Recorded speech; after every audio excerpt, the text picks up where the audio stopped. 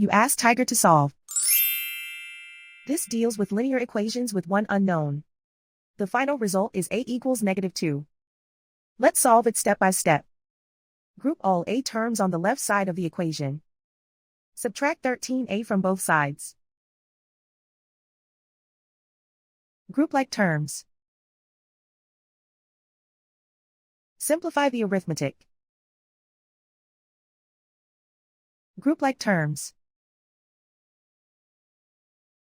Simplify the arithmetic. Group all constants on the right side of the equation. Subtract 4 from both sides.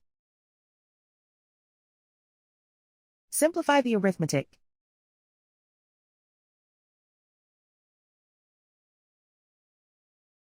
Isolate the a. Divide both sides by 7.